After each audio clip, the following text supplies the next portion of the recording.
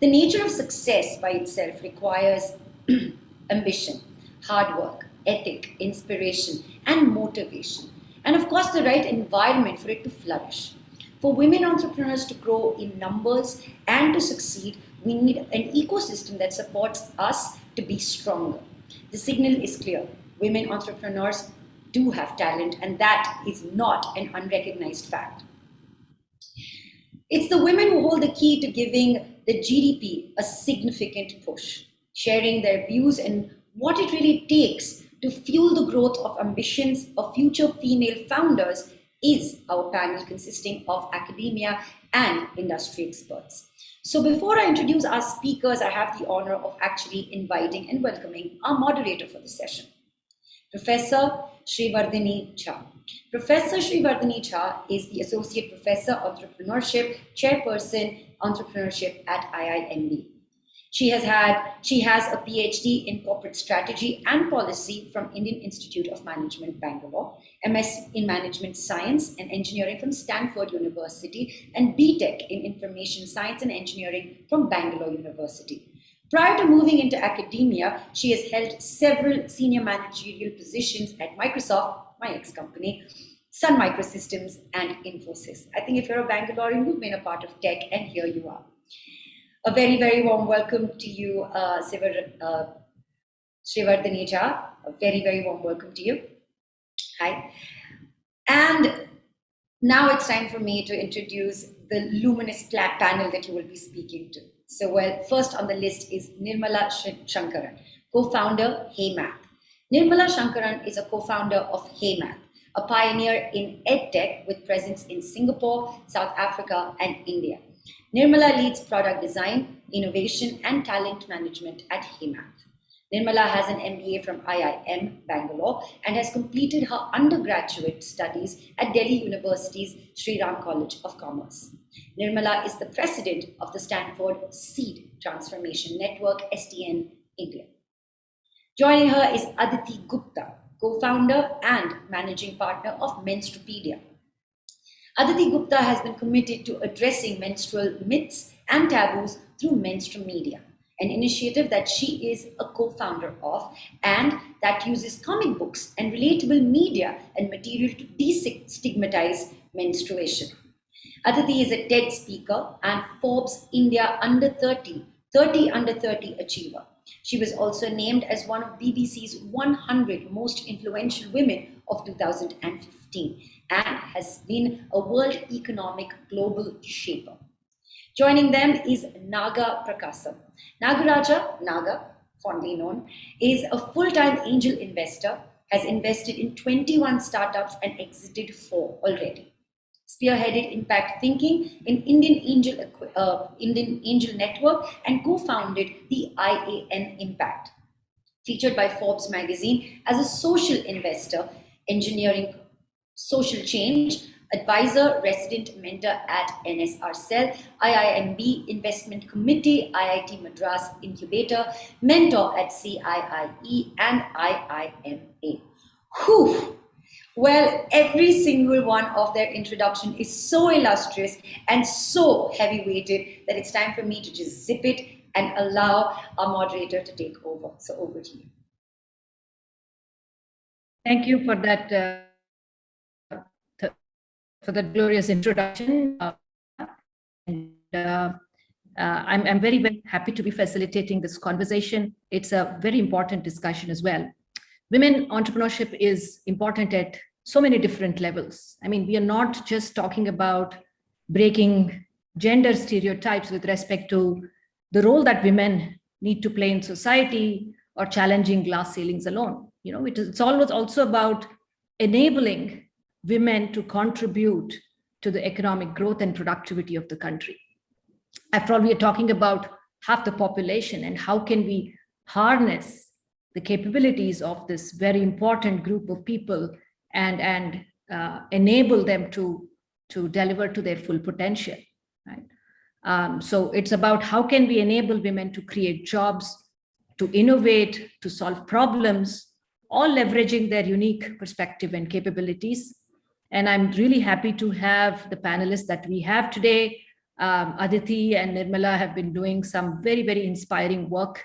And as you have gathered that from the intro, and it'll be very interesting to hear their perspective. And of course, Naga also brings a very unique perspective. I mean, we didn't want this about three women sitting around talking about what women are good at and what women are not good at, right? So I think Naga brings that outsider perspective, outsider in the sense, he has worked with a lot of both men and women entrepreneurs, right? And he's able to sort of come at it from that perspective and talk to us about what he sees as being both strengths as well as challenges when it comes to women entrepreneurship. So without further ado, let me start by posing the first question, and very at a high level, the way we will run this panel. For about 40 minutes, I will pose a series of questions to our panelists, and we will have a discussion. And then we would like to open it up for Q&A. So if the audience has questions, please feel free to put that in the chat window, and our moderators will collate that and send it across. So we would want this to be interactive. So the last 20 odd minutes, 25 minutes will be for Q&A. Okay, so the panel discussion, as you know, is on creating an environment to enable women entrepreneurs. So this question is for you, Nirmala and Aditi. Just reflecting on your journey so far, talk to us about what kind of environment has enabled you as a person to perform to your full potential. And I use the term environment in a very broad sense, right? I mean, this may be the environment at home, it may be the environment within your organization, or in the broader community that you engage. So if you could get us started with that. Nirmala? Yeah, thank you so much for inviting me to this panel discussion. What I would say is, the DNA of an organization is central to your achieving your full potential. So this is one thing that we pride ourselves about at HeyMath. And I was really thrilled to hear this morning that NSRCEL also completes 22 years next year. And actually HeyMath also completes 22 years next year. So I didn't realize that we actually started up at the same time. So I would describe our culture as non-hierarchical, collegiate, rooted in values, and filled with camaraderie. So people are given early responsibilities and challenging projects, but they also have coaches that they can go to when they're stuck. And I find that when people are connected to a purpose beyond who they are, which is the mission of your company, and they have the autonomy to be creative and experience personal and professional growth, they are more likely to contribute their best. So everyone at HeyMath, regardless of their role, they meet customers so that they can see the relevance of their work and the impact that they are creating firsthand. Also, people are encouraged to bring their whole self to work and express themselves freely. So you don't need to feel that, oh, I actually love music, I like ballet, I like karate, I like cricket, but I'm not getting time for it. I feel just bring your whole self to work. Especially the times that we are living in, where everything is so fuzzy about what is work, what is life, what is, the boundaries of your house. I think bring your whole self to everything you do. And that way, the chances of you staying longer in the organization and thriving is that much more. Personally, for me, I thrive in environments where there are opportunities for complex problem solving, where the learning curve is multidisciplinary, where there's freedom to experiment and take risks, and where the environment is transparent, high on trust and ethics. In terms of the broader community, let me just talk about the broader community. As Vinita said this morning, any environment you go to, whether it's the government offices or startups or leadership or in any corporate entity, everything is a reflection of the society. Everything is a reflection of the microcosm, which is your home. So if we don't change our mindsets at that level, nothing else is going to change. It's not about women changing their mindset. It's about society at large changing their mindset at the unit level. So in terms of the broader community, the environment that has enabled me perform to my full potential is, I want to talk about my engagement with the Stanford Seed Transformation Network, which is a community of 200 SME founders from across incredibly diverse sectors in India and South Asia. Now, why this ecosystem is so important to me is because this is my go-to place to discuss all my adaptive challenges I face in my venture, stay on top of the game in terms of new technologies and new business models, because everything's happening so rapidly. So when you connect with other founders and see what's happening, how they've handled challenges during the pandemic, how they pivoted, what is this new creator economy we're talking about, what is blockchain, what is cryptocurrency, all these things are so difficult to figure on your own. But when you have this ecosystem and you plug into it, you stay on top of those trends. And lastly, I think it's also a fantastic forum for me personally to expand my own leadership capacity. Great. Thank you. Thank you for that, Nirmala. Aditi, do you want to take over? Yeah, I think to begin with, the things that are responsible for me to perform to my full potential is definitely when I was growing up, all the girls around me would get married the time they finished their 10th board, So I think I would give it to my parents who decided, inspired living in an environment where girls were just destined to get married just after their 10th. They decided to, be really invested in my education and put me where I am. So a lot goes to, like, Nirmala said, a lot goes to how society raise the girls. And this is so integral. I think the second thing that has helped me is shedding off expectation. So we as girls and women, we are brought up with a lot of expectations. Expectations of raising the family right, or just being a good girl, and all of those things. All the expectations are always set from a very, very young age. So I think the time when I decided to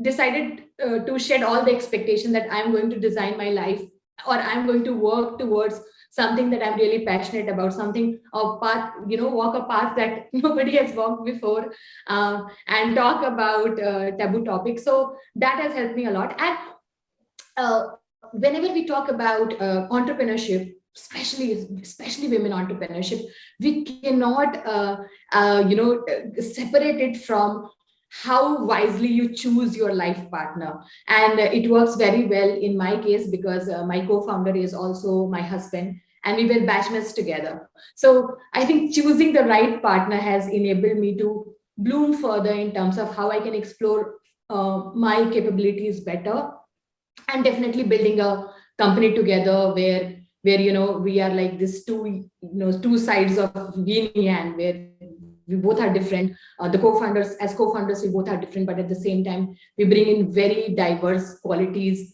and help each other nurture. And in terms of, setting up a company culture or growing Menstrupedia together.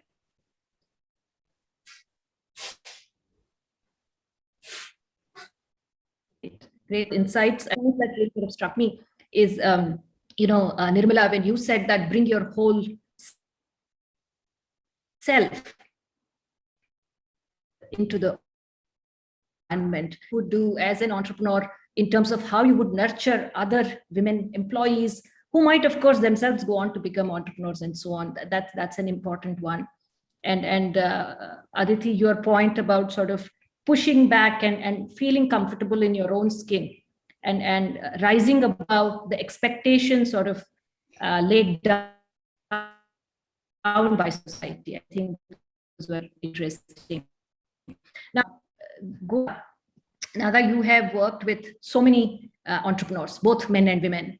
My question to you is, are men and women really very different when it comes to entrepreneurship? Because we do talk about women's entrepreneurship, but I'm sure there are a lot of similarities also. So your take on, are men and women really very different when it comes to entrepreneurship? And also, what are some unique qualities, attributes, perspectives, whatever they may be, that women bring to the table that might make women stronger entrepreneurs? And if you could just invoke some examples, that would be great. Great. Thanks, Srivardhini. I think, as you mentioned, I always say that in any women entrepreneur program, and you will see a lot of women talking about it and then, bashing the other side of it. So I always say that you have to bring more men into the women programs. And if this event happening, maybe, physically, I always say that in a hotel, the women program, when I go, the men toilet will be completely empty because there'll be one guy or two guys will be attending that whole session, right? So I think that is the number one thing, because we need to bring that more into these kind of discussion. So then only it'll be more equal, or you can see the other side of it. Because there is a major change happening in the ecosystem. What US went through in 1960s happening in India right now, right? So that means that I need to change. I tell my son, I'm the last person who can manage without entering the kitchen, but that's not for you guys, right? So I think this is where it's very important to bring the men into most of the women program, because starting the next generation or the current X and Y guys need to change. For that need to happen, because the support system need to happen.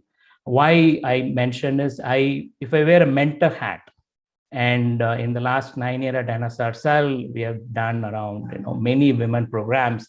The last one we saw 16,000 women entrepreneurs, right? If we look at the mentor for women entrepreneur, the number one thing I see that is the confidence, right? Many of them feel that, can I ask that? Is it okay to ask? Can I do it? I was really impressed in the last women program. There was a lady who gave up her career for bringing up the children, and she applied to our women program in her 50s.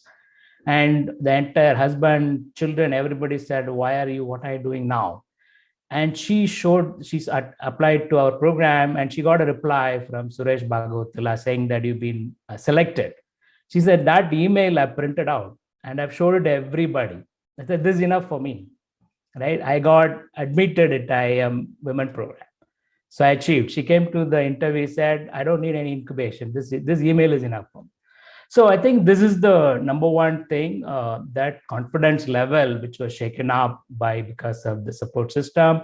And when they come through and our program, and at the end of it, I see that the number one thing I focus is about bring the confidence.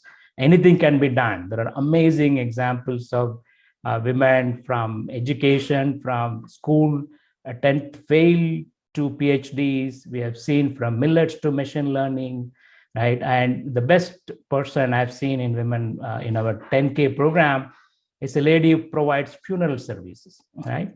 And she provides goodbye services. And she sits at home and using calls. If somebody travels abroad, if they passes away, she ensured that the remains comes back home. That's her business. And I said, this is how you tell this business to others. It doesn't matter, because it's solving an important problem. During COVID, right? And I have startup for every need I have. But it's very sad. During COVID, a friend of mine's father passed away. I called her, said, this person not even able to see his father. Can you help her out? And she took care of it, right? So like this, there is no limit, right? I think if we remove that confidence element, you can do anything. I've seen our women entrepreneur in women program, where she took over a factory. First time she went into the factory that everybody's looking at her. So why this girl is here? And she was supplying, some part to a defense. So like this, this confidence and ability to come in is number one. From an investor hat, I have around 25 investment, around 2 women entrepreneurs I've invested. And, one is, Vilma hates me saying that, but she's, relatively older. And I've invested in a 19-year-old as well, right? Both are women. And at any point in time, I've not even thought twice that is there a difference by all the other guys I'm investing, and these 2 women I've invested. If you take Vilma, she's fighting a 500 crore waste management mafia in Bangalore, right? And she's relentless. She focuses and razor sharp focus on it. And she said no to a $2 million investment because she does not align with an investor's vision. So like that, very strong women. So that Vilma's example I give to everybody who says, can I do it? Is it possible? And similarly, if you look at Sneha, she just started a company, SP Robotics, when she was 19-year-old, right, in the college. And today she runs like 75 centers across the country. And at any point in time, not even anything, it occurred in my mind that am I investing in a women-based company? So as an investor, I have not seen it, but if you remove the confidence element, there is sky is the limit. I've seen women entrepreneur telling that, oh, okay, I can't attend the board meeting because I got a labor pain. I'm going to get admitted to deliver a baby. And she called me next day, said the baby is delivered. When can we have the board meeting? Yeah. So I think it's all possible. And the last is about the support system. I think it is very, very important. Very successful women entrepreneur in our program. They always had an amazing system they figured out, because one women entrepreneur told me that I had fired my father-in-law. I made my husband CTO and took the company to 150 crores. And she told me with them around, right? So I think the system is there, and you have to figure out a way to leverage and just remove the confidence part, bring that element. I'm sure I've seen very, very successful stories. I'll stop here, but. Great. I think some very, very interesting stories. Thank you for sharing that with us, Naga. And I just want to pick up on this point that you said about, lack of confidence. And relatedly, and I would want all our panelists to sort of reflect on this.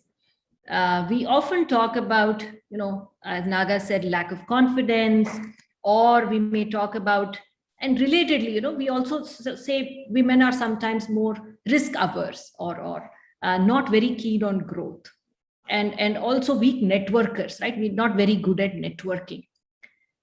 Do you still think some of these are valid? Because earlier, Nirmala talked about how she has a forum that she goes to, where she seeks a lot of validation. She gets a lot of validation. And I think these are all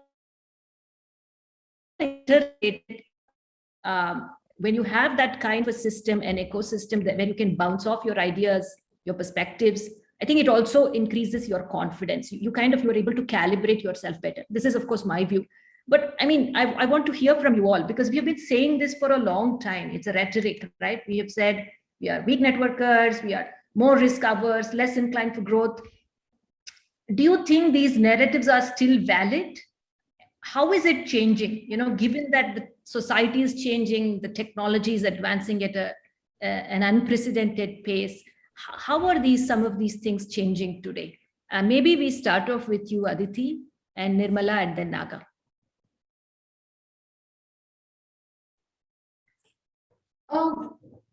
The narrative that women are weak networkers, or they are not taking enough risk,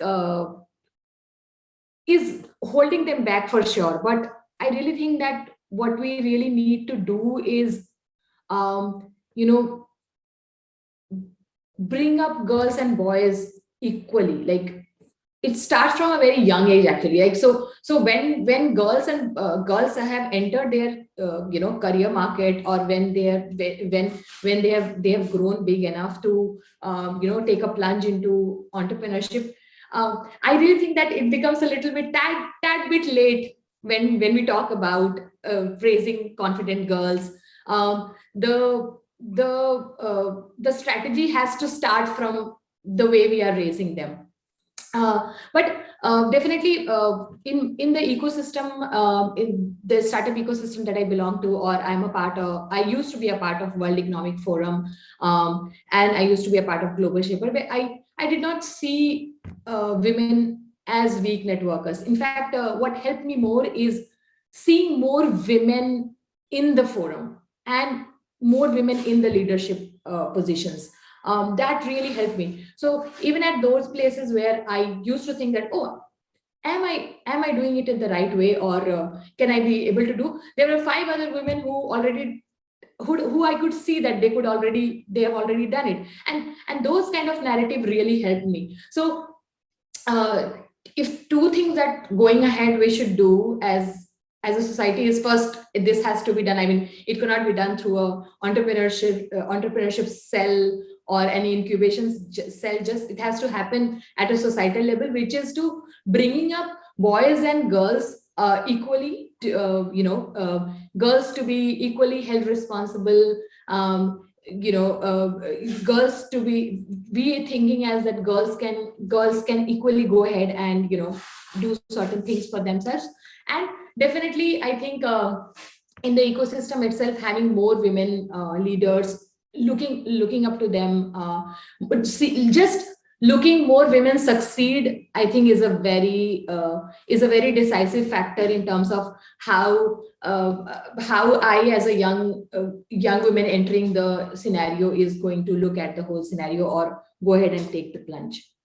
And that is happening right now. I think you see, I mean, very recently, just Nykaa got an IPO, and just looking at that story, there are so many stories already there where women are holding their babies and then going for an IPO. Just these visuals are so strong because from a very time being, they have always been told, and the job market is up also such. They have always been told that there is a career break when you get married. There is definitely a career break when you get when you have babies, and when you as young women see, or when you as a 20-year-old girl, 25-year-old girl see that these are the visuals, 50-year-old women taking her company to the IPO, 30-something CEO holding her baby in her lap and taking her company to the IPO. These are very, very strong visuals which are definitely going to change the scenario for sure. I agree. I think that's a great point. These visuals, having role models, I think are very important. Nirmala? Yeah, I was really, inspired by the two instances that Naga talked about. The funeral services, powerful idea. And the other one was about, fighting this mafia in Bangalore, the waste management mafia. I think some of us are quite privileged that we've been brought up in families where there was no distinction made between a boy and a girl. So I certainly come from that kind of a background where, I was playing cricket with the boys all the time. And in fact, didn't want to pursue school beyond 12th because I felt cricket was really my future. Of course, that's where it didn't turn out the way I wanted because, at that time, cricket was not seen as a very viable career for a woman. So anyway, I gave up on that dream. But I do think that because of the backgrounds we come from, doesn't mean that everybody else has that same privilege. I completely agree with Naga that there is a confidence gap among a lot of women who are actually otherwise very capable, otherwise very competent. There is a confidence gap. Women underestimate their abilities, and men typically overestimate theirs. In any meeting that you sit in, I've seen this even when I was in Citibank prior to HeyMath. We feel we have to research the idea like mad and think about every possible variant of it and answer a lot of questions before we can present our idea. But there's a guy out there who's already presented a half-baked idea, and you say, my God, this is what I should have done 5 minutes ago. Why did I not have that confidence? So I think women should believe that their ideas are ready for prime time. And one of the things is unshackling yourself from vocabulary that holds you back. Vocabulary of bossy, aggressive, emotional, irrational. These are all things which subconsciously hold women back. Another thing that I notice among women is that women tend to be ambivalent about their ambition. If you yourself are ambivalent, how is anyone going to take you seriously? But I'm also very encouraged by the fact that the narrative is ripe for transformative change in India at many levels. Of course, at the economic imperative level, we know enough data from McKinsey and BCG and Niti Aayog and all of these organizations which clearly say that if India has to grow, the catalyst for it has to be women, more and more women joining the workforce. But then 30% of our GDP comes from MSMEs, but of that only 20% of MSMEs are women-led. But I was talking to a friend of mine who heads up Startup India, and he said the good news is that women-led startups are growing 100% year on year compared to the overall average of 25%. And for startups that have a woman on the board or in the senior management, there is a 70% chance of getting funding. So I am very encouraged that the stars are aligned for a change in this narrative. The winds are in our favor. Okay. There's also a growing body of evidence that organizations with a higher percentage of women in leadership outperform male-dominated companies. So BCG has this fantastic metric which says that for every dollar of funding, female-owned startups are generating 78 cents versus male-owned startups are generating only 31 cents. And as far as the pandemic is concerned, one thing that has happened, which is positive, is that digital adoption, digital transformation has leveled the playing field for launching innovations, innovative-based businesses. And if you look at Web 3.0 and the creator economy, that could truly democratize entrepreneurship. There are so many exciting examples of women monetizing their passions, not just women, even men, around fitness, fashion, cooking, art and craft, teaching, journalism, beauty, by using digital tools and connecting authentically and directly to their own niche audiences. Even Nykaa, that we keep talking about, owes its success to 3,000 plus beauty influencers who are on their digital platform. So the world is changing dramatically, and as we usher in the Web 3.0, we are no longer just users of content, we are creators and owners of content. And that, I think, will unleash women entrepreneurship in a different way in India. I think very interesting thoughts. And I'm happy that you gave us all those interesting numbers as well. That's very, very revealing. And I agree with you. I think the way the technology trajectory is moving with Web 3.0, and there's going to be already, I think we've seen democratization, right? Thanks to the digital economy, thanks to all of these new business models that are coming up. And if anything, it will only help entrepreneurship in general, and definitely women more so, right? So that's great points there. Naga, over to you to just add in. Yeah, I think the positive side, right? Probably, mentoring hundreds of women entrepreneurs compared to the men as well. There's a seriousness, right? I've never seen any women entrepreneur meeting me without a pen and a notebook. Yeah, the guys would come just, okay, send me a minutes. Minutes will never happen. I will get an email. I just connect with all the people you mentioned. I say, send me a minutes. Tell me which people I mentioned. Never, no response.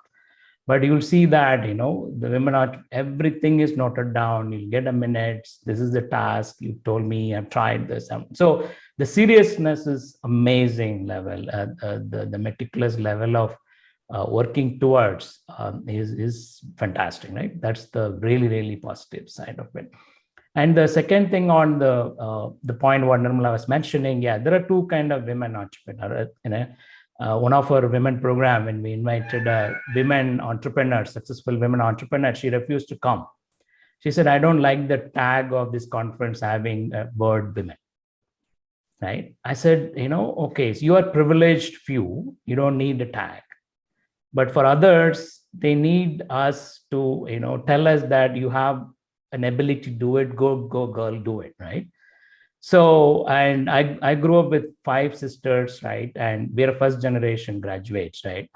And my father ensured this whole town, all the daughters are studying, right? Everybody used to, tell them how you're going to get them married, in this caste, you won't find a guy passing this level of education. So you're putting them in PhD and all that stuff. So, but I think, so that are very few privileged where the parents took the leap and then said, I'm going to change this. But the rest of the majority of the stream is just the run of the mill. And even today, there'll be a, IIM graduate, a girl and a boy, and they both working, reaching at home same time. And this guy would say, okay, can you have a headache? Can you get me coffee? Yeah. So she also just coming home working. So that attitude is still there, even in a very educated class. So this is where that mindset need to change in terms of the men picking over more of these things. The positive side, the changes, some of the examples is given even before the example, things were happening, but we're not paying attention. If you look at farming, 50% we say employed in farming, but women does 80% of the work. So this country, there is nowhere as a recognition of a women farmer. It's nowhere there. We always say as a men as a farmer, right? This second highest employment in the country is crafts. 85% is women. So that's not even considered. So today we are talking about them. Otherwise, also it's happening, right? We never spoken about it. And they're also being modest that, okay, my family and all that. Then the growth part you mentioned, right? Is it confidence is what hurting?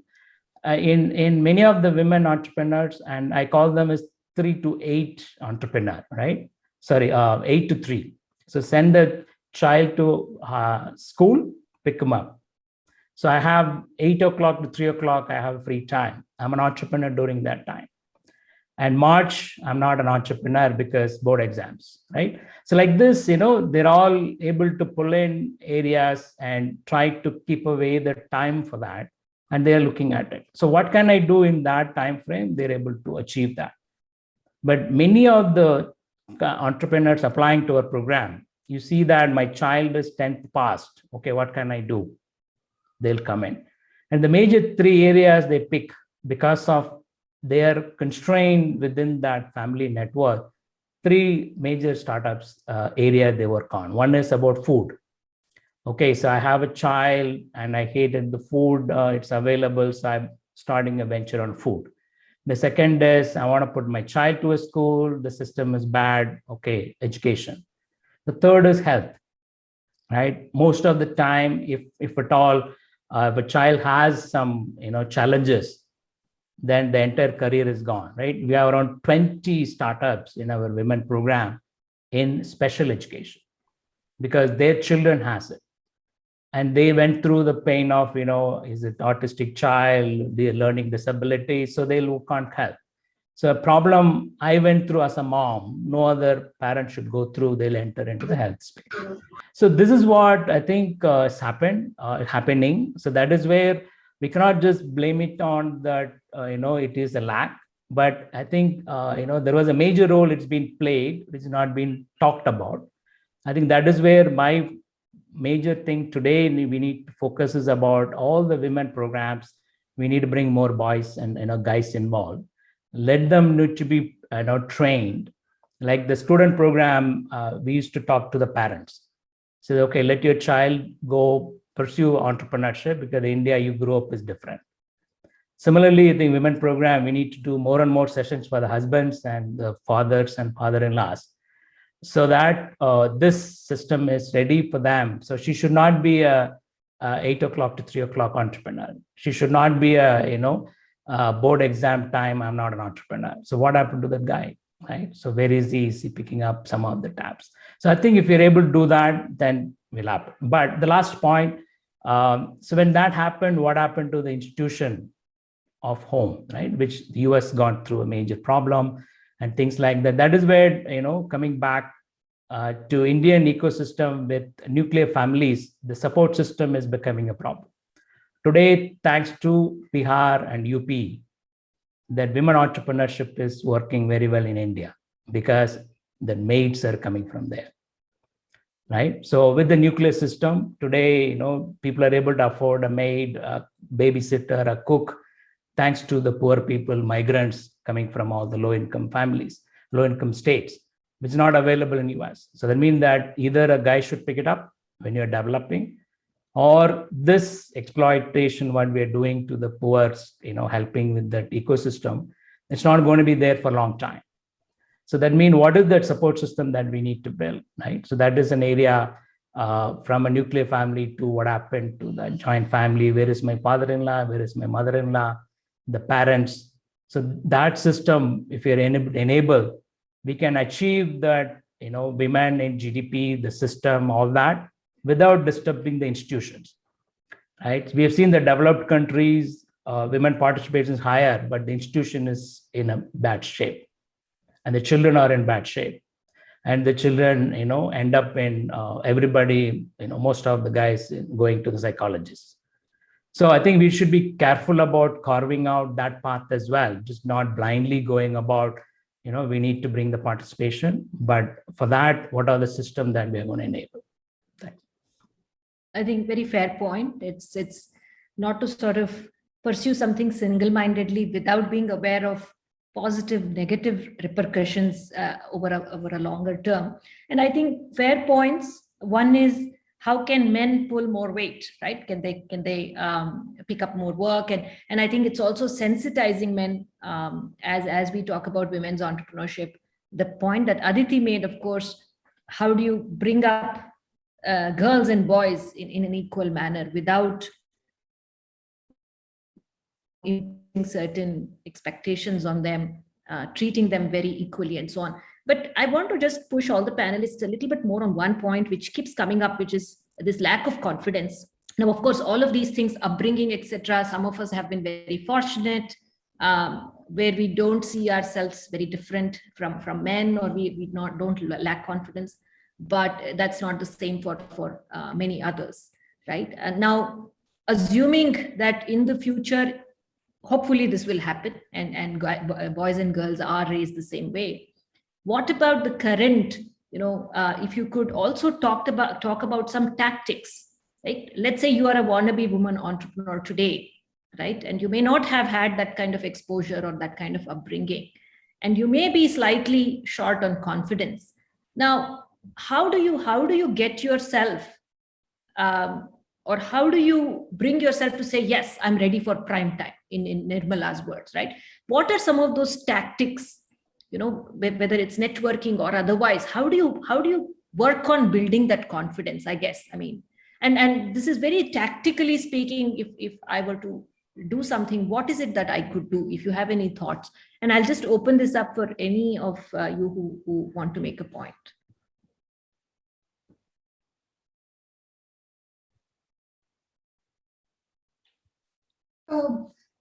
When it comes to women entrepreneurship, I think when you start to take a plunge into entrepreneurship, and I think Naga also pointed that these are the three sectors where women end up having their solution. Rather than looking for that this is the trending thing and this is where I should go, with women it works a lot that you start with scratching your own itch, something that is bothering you. So start with something that is bothering you in the current phase that you are, and try to find a solution for it. What happens is that, when you as an entrepreneur are wanting to solve an issue or address a problem that is bothering you, you end up creating good, robust solution for other women also. And the kind of numbers that we have in India, it's like, or the kind of the market that we have, we are so fortunate that you really cannot fail if you if you keep working at it, and if your solution is addressing people's issue. But if the solution is working for you, definitely it is going to work with a lot of people. Rather than thinking that I'm not confident enough to build a company in tech, I'm not confident enough to start a company which is very trendy right now in India and everybody is talking about, we should think about we should change our mindset a little bit and go with this thought process that, okay, this is the problem that is bothering me.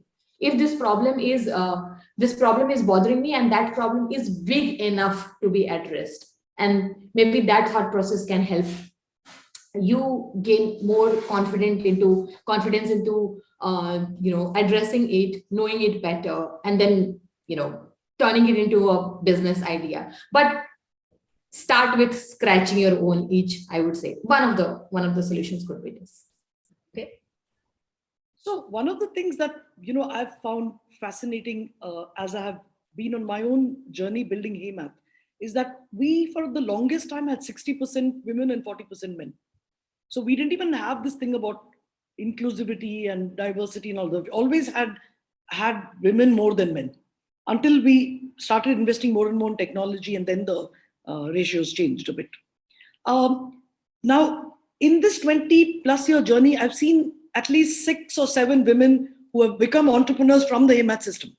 So the alumni network that we have actually has entrepreneurs who came out of this system. And what I have found is it's fascinating when I observe them. Many of them started out as HeyMath being their first job. So they joined from IIT Madras, let's say, MSc in Mathematics, IIT Madras. And there are people like that who are still with us 20 years later. And a lot of these women they considered themselves very ordinary, and they didn't, think too highly of themselves until they were thrown into the deep end, given a lot of responsibility and challenging projects and a lot of room to make mistakes and a lot of support.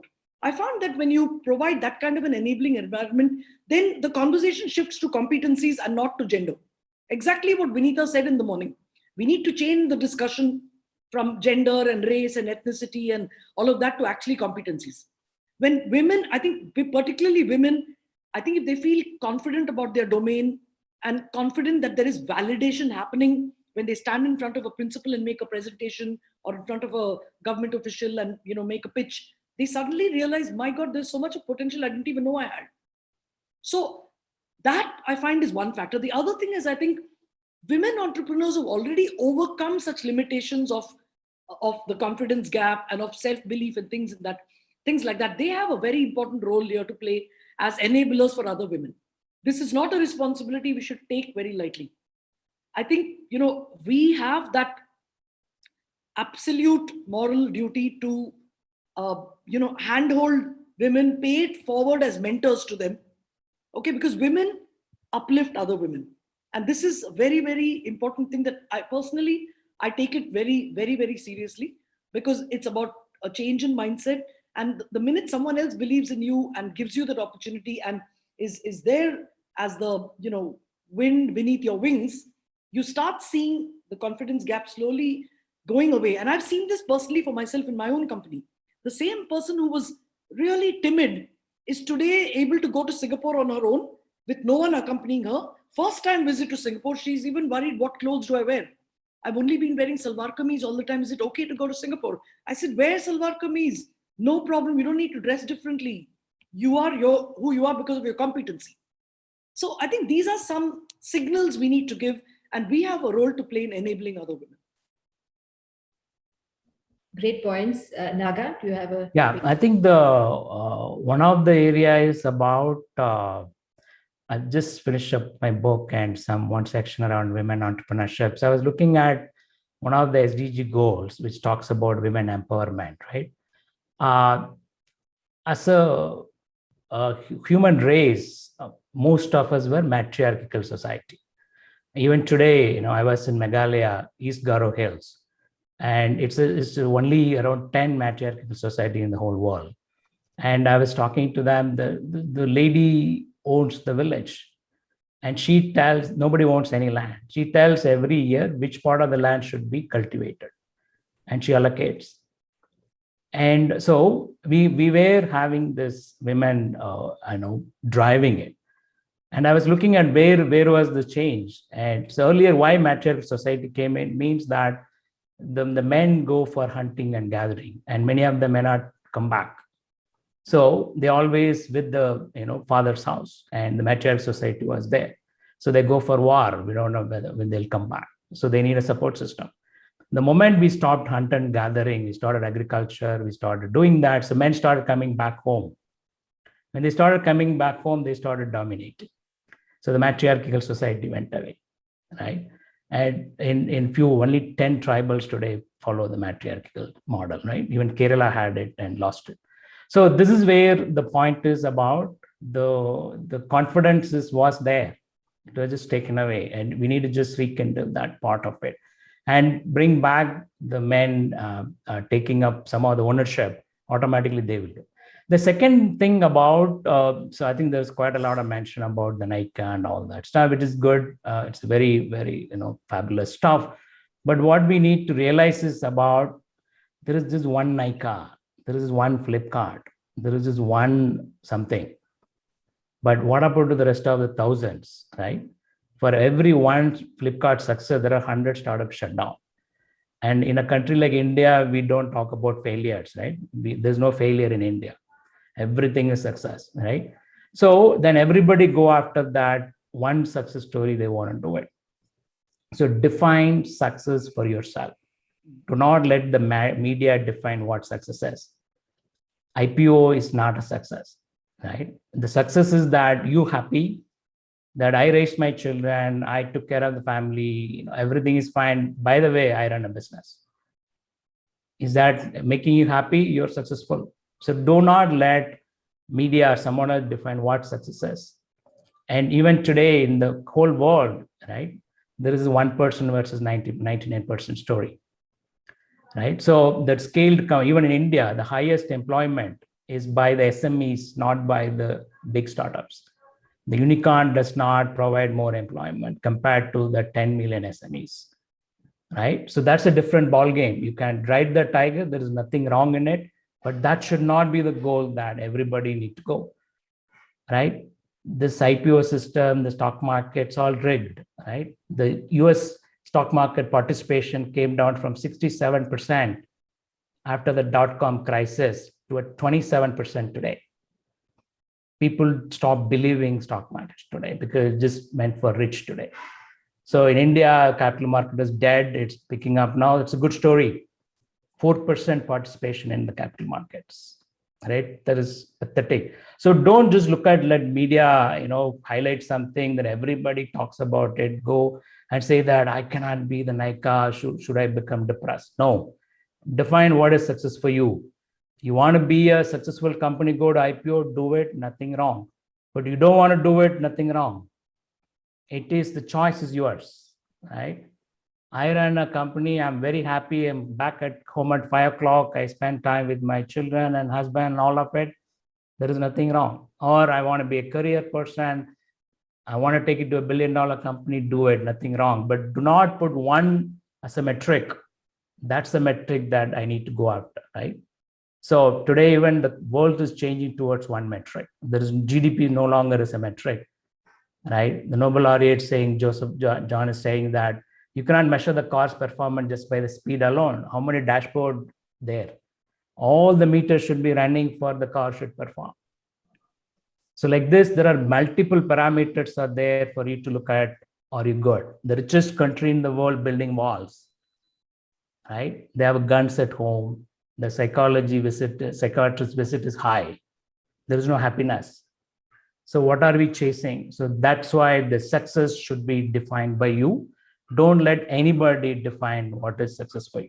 Thank you. Great points, very great points. Define parameters of success. Aditi, you talked about solving an important problem. I think that should be the key driver. And Nirmala talked about being role models and nurturing other women, and also throwing challenges and rising to those challenges, which can build confidence. All great points. I will ask one last question, and there are a lot of interesting questions from the audience. We will move to that as well. So what is your key message to Indian women entrepreneurs? If you were to just sort of very quickly in a minute say, okay, this is what is my key message to Indian women entrepreneurs, what would that be? And maybe Nirmala, we start with you, and then Naga and Aditi. So my first message is to emphasize that entrepreneurship is one of the best ways to discover your full potential as a human being. Because when you solve a problem that you truly care about, I think your talent and passion comes together and you are in your element. There's also no ceiling to the value you can create and the impact you can have as an entrepreneur. So this is one thing I want to very strongly emphasize. And I also want to say that women should not be ambivalent about their ambitions. Don't be invisible. Don't undermine yourself. Talk up your accomplishments. Self-promotion need not be crass. It can be done very authentically. And of course, I'll end with one wonderful quote by Ayn Rand, which all women entrepreneurs should keep reminding themselves. The question isn't who is going to let me. The question is who is going to stop me.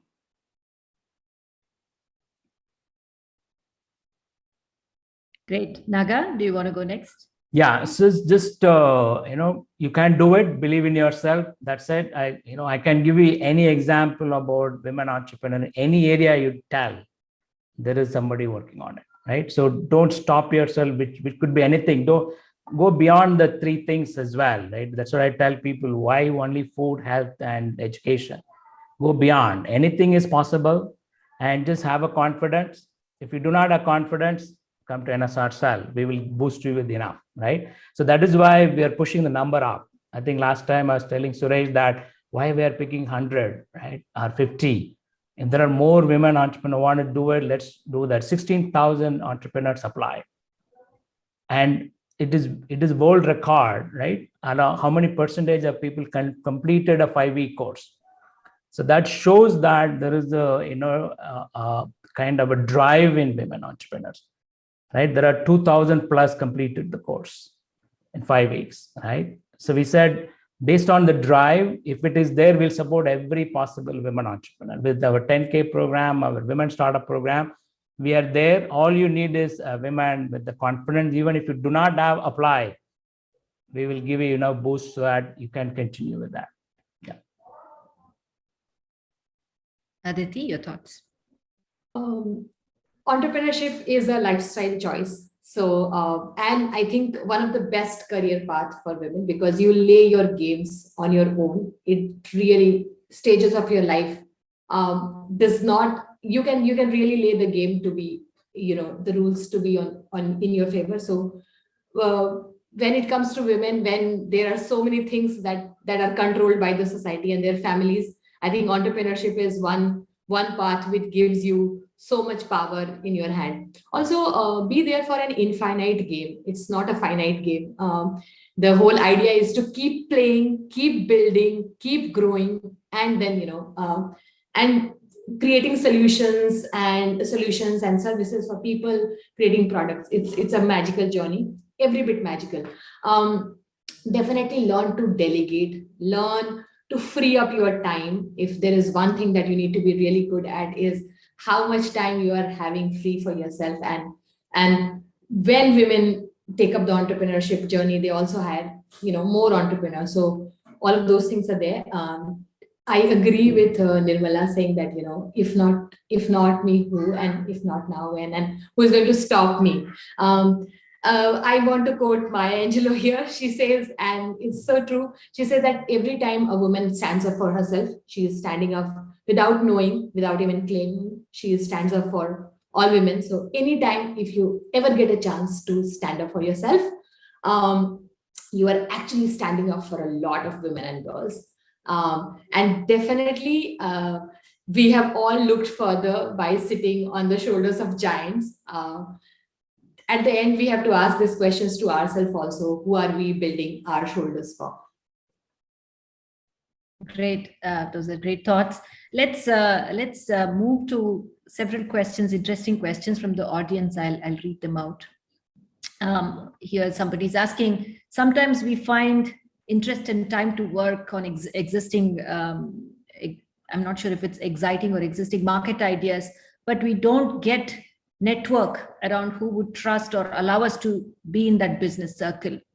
How can we, that is budding entrepreneurs, gear ourselves to go along with existing partners to gain that initial experience? So I guess what the person is asking is really, okay, I'm interested. It's not a completely new area. There's already maybe stuff happening there. So how do I plug into to get the relevant experience, expertise, so that I can move forward? I think that's the question. I'll open it up to anybody who wants to take it.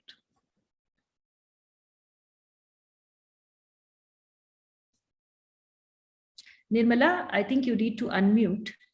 No, I'm saying the context is quite important. So I'm not very clear how to answer the question directly, because if you know what is the problem they're trying to solve, and therefore have to obviously look at the product market fit of what they're trying to do, what is the business model around it, who are the strategic partners they can involve themselves with.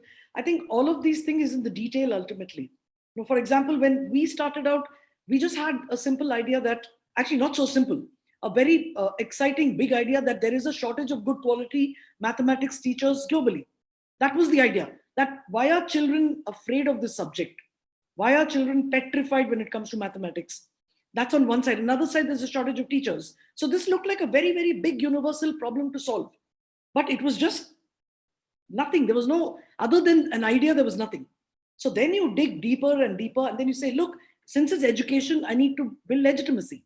Who's going to listen to someone like me, who's not a math teacher, doesn't have any background in education? Then we decided, okay, legitimacy can come from a very good academic partner. So we knocked on the doors of University of Cambridge, because Cambridge represented the mecca for mathematics.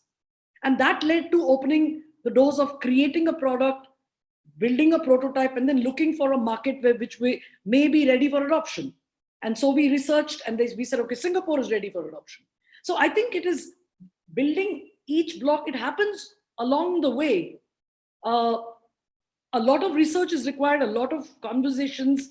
And I think the devil is in getting into the context. I'm not sure about the context of this question, but once the idea gets under your skin, I think you start realizing what are the building blocks you need to go for. Yeah. So I think simply is to become an entrepreneur, you don't need any qualification, right? Jump, you'll figure it out. That's it. So I say that there are 2 qualifications required to become an entrepreneur. And there's a long 1-hour video. So one is about ability to hear the sunrise, right? And sing a song like a first standard student, right? You go to a first standard classroom, you ask, can anybody sing? Everybody raise the hand. But I asked the same question in our MBA classroom, the 2 guys will raise their hand, right? The inhibition. So what happened to when you are a 6-year-old, when you're a 20-year-old, you have a wiser judgment. So go back like a 6-year-old, sing a song, doesn't matter whether you'll go qualify for a Rahman audition or not, just jump. Ability to hear the sunrise, you become sensitive. So you are listening to all your senses. So once you become sensitivity increases, all your problems will be visible. So you pick a problem, start solving tomorrow. Don't wait, don't postpone. I will do it later, X should happen, I should get this education, I should get this training, nothing. Only these 2 qualifications required to become an entrepreneur. You jump, the whole world is there to help you. Okay, here's an interesting question. Being a young entrepreneur, I find it difficult to get people to take me seriously as a figure of authority. How do I deal with this? Aditi, can I put you on the spot for this one? Yeah. First of all, it really does not matter if people are taking you seriously. If your users are happy with your service or your product, you really did not worry about anybody else, really. So if you're an entrepreneur, if your final product is not in the market, if your prototype is there, like a prototype is going to save you a lot of meetings. You can always reiterate it. You can always build upon it. So get ready with the first version of your product or service and start building your user base. And definitely listen to your users. And your buyers. If your buyers are actually giving you money for the kind of products that you are selling them, you are really good to go. Don't look for approvals is what I would say. This is not the right way to go as an entrepreneur. The world does not owe you anything really. If you want to solve a problem, if there is a solution that you want to always or if you want to make the life of people better, some ideas that are not letting you sleep at night, that is a good enough motivation to go ahead and work on it every single day. And don't bother about other people. Okay, let's move to the next question then. Actually, this is related to the previous one. So how to find the right balance between an affirmative leader or empathetic leader? So women bosses are often considered either too bossy or too soft. So how do you strike that balance is the kind of question. Nirmala, maybe I'll turn to you for that. I think leadership is increasingly becoming one of relationship-centric and people-centric and more of influence and persuasion rather than a top-down command and control hierarchical model. So I don't know whether it is, I don't know, it's one versus the other or soft or hard or affirmative or bossy or pushy or any of that. I think what I have experienced is that things are moving at such a rapid pace and no leader has the answer for everything and no leader even knows what's going on. So I think it's extremely important to be highly collaborative in your leadership model itself, and to engage the team at every level, and to actually engage the ecosystem itself, and to tap into your ability to persuade and influence. That to me is the leadership style going forward. Okay, fair point. Okay, let's move to another question. And Naga, I would turn to you for this. And I think there is an inherent assumption here. Maybe you want to also dispel that. We are all aware that women and women entrepreneurs were disproportionately affected during the pandemic. So would you agree, disagree? Please mention that also. And how can we enable the ecosystem to help them get back on their feet? That's the question. So I think everybody is affected, right? Not just the women entrepreneur as well. So you can see that the country is at the lowest GDP growth in 40 years, right?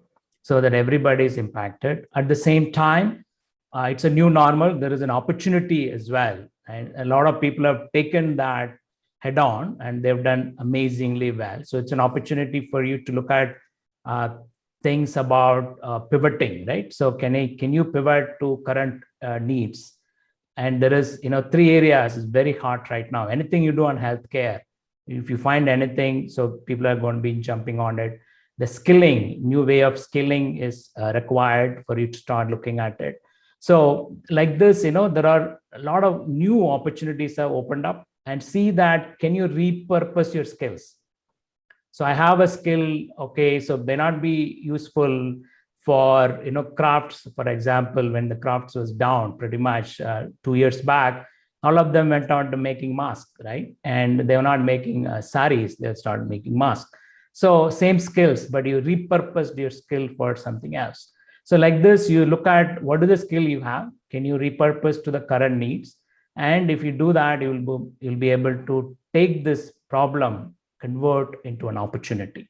And same thing, we have an entrepreneur, Alina, and she's speaking at the summit up as well.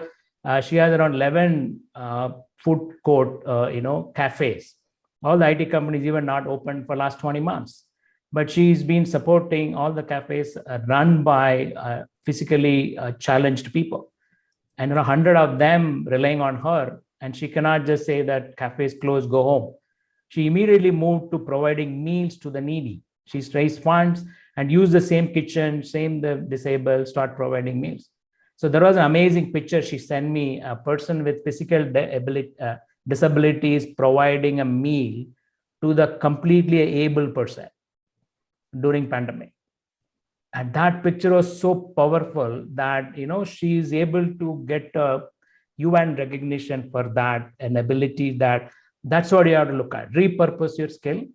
I'm sure any skill that you have, if you look at deeper, you should be able to repurpose and come out of this pandemic things. That's why be open and start looking at. The second thing is about partnership, and see how much you can connect with, how many people, how many partnership.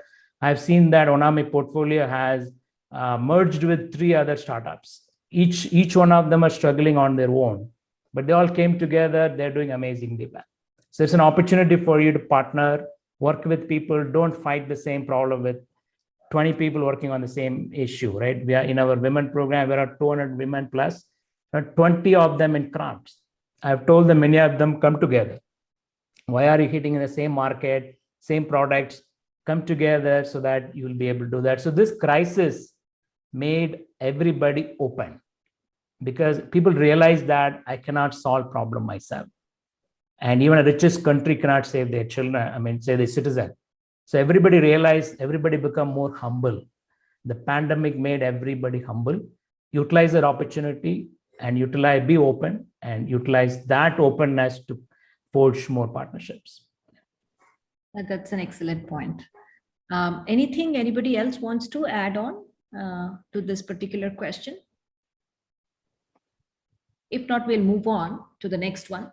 I think this was also briefly addressed during the discussion itself.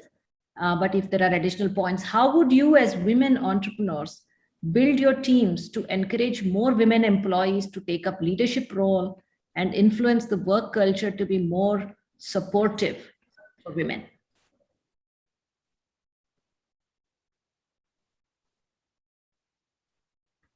Nirmala and Aditi, either of you can go for it.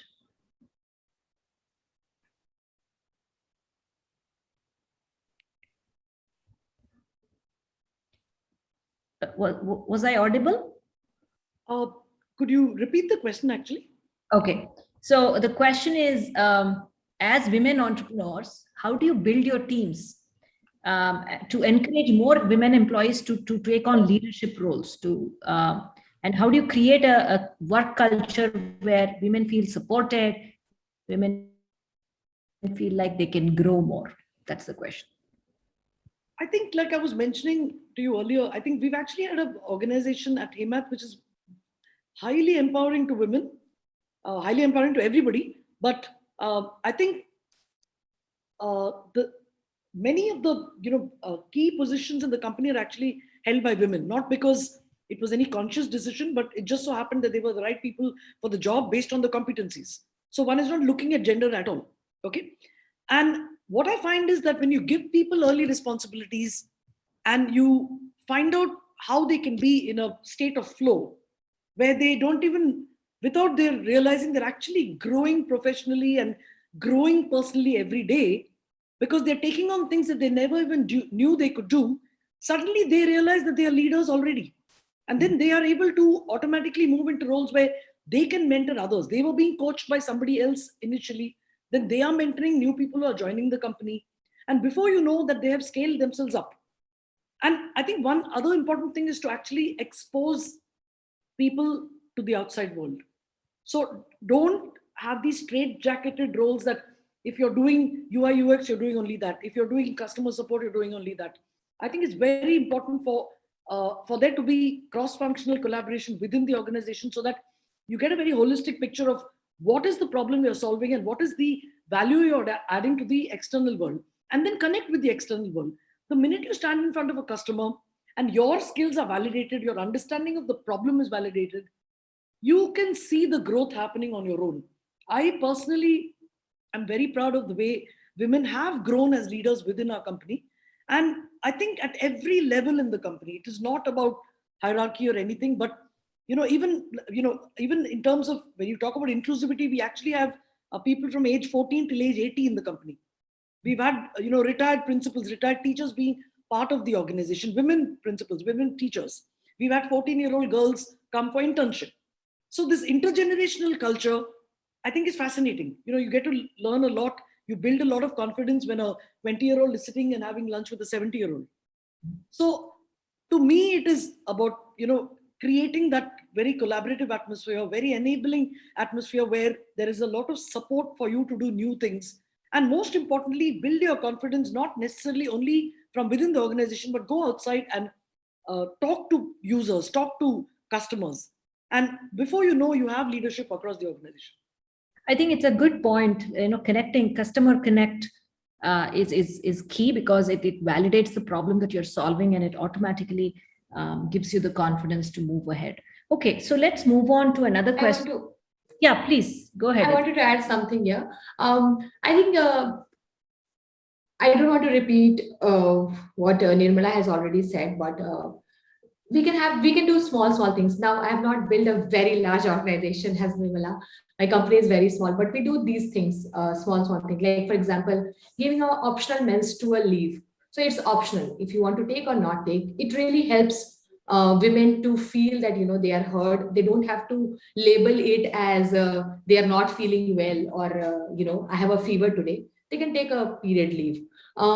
Then building an environment where women can bring their child. So what is the time when women have a career break? Is the time when they are breastfeeding their kid. So I used to bring my kid to the office, and it's a very, you just have to keep a separate room. You can pump the milk. There is a refrigerator you have to keep there. You can just heat up the milk and feed the child. So even if women in your company are breastfeeding with a very little amount of investment of, let's say, 20,000 per month, you can actually have a room where women are feeding their babies and they are not having a career break.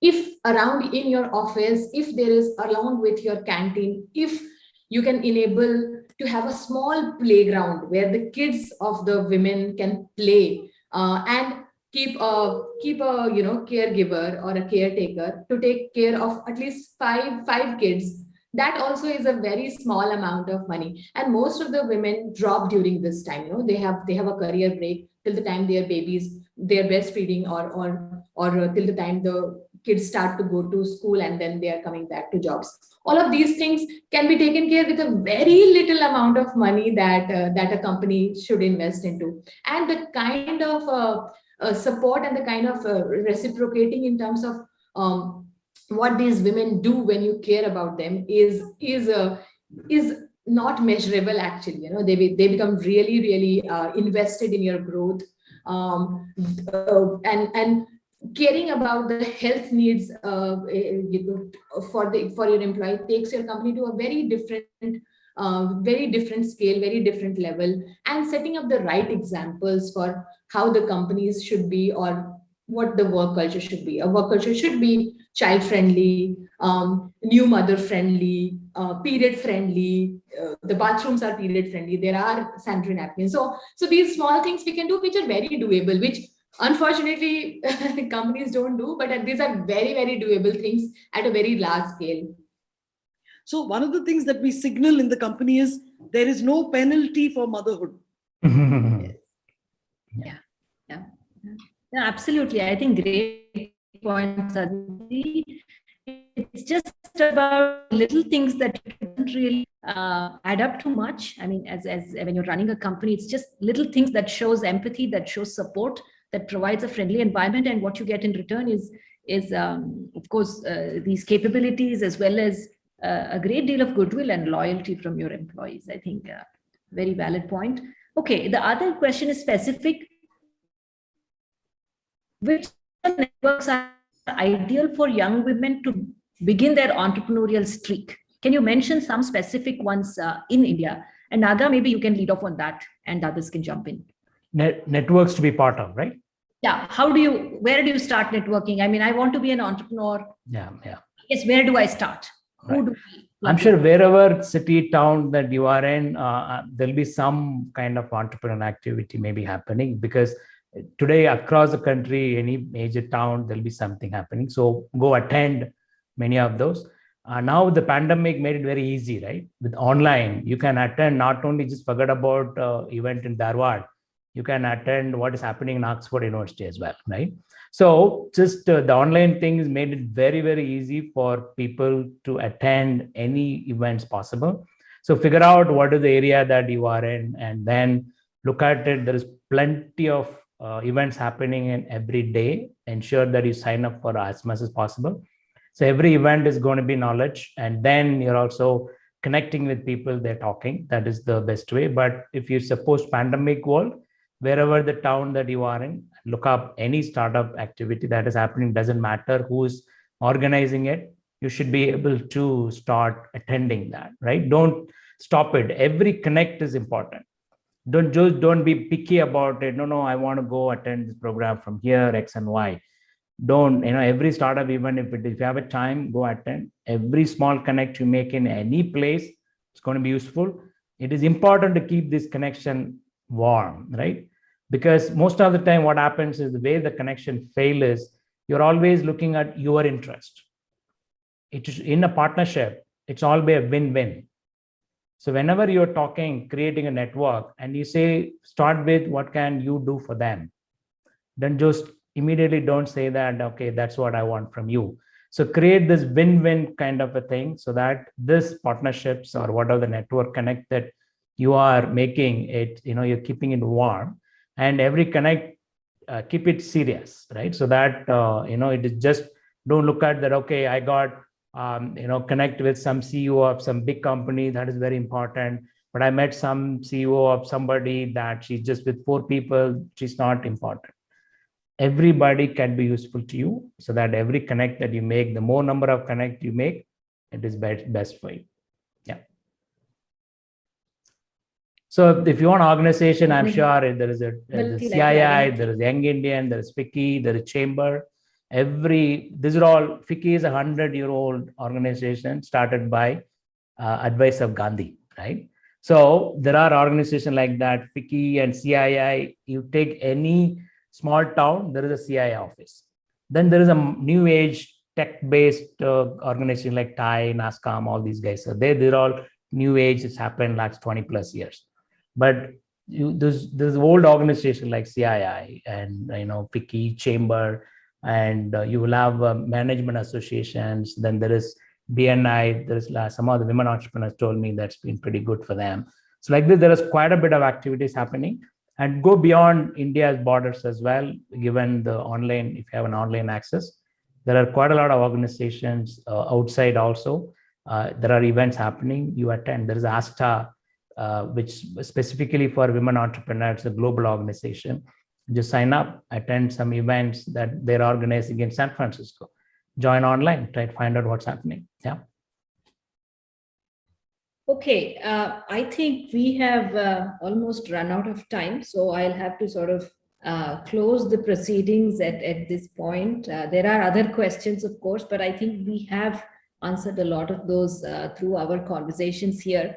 So I want to thank all the panelists, because I think we've had a very interesting discussion. It's been a very positive, forward-looking discussion where I think the future looks very bright. There are a lot of tailwinds that we are seeing for women for entrepreneurship in general, of course, and also specifically for women's entrepreneurship. We see that there is a lot of aspiration, as Naga mentioned, just the sheer number of people who have signed up for MOOCs, who have completed the courses, who apply. I mean, this is just a small sample, what we see at NSRCEL itself. I think there is a great deal of aspiration, and broadly in the context, there's a great deal of opportunity.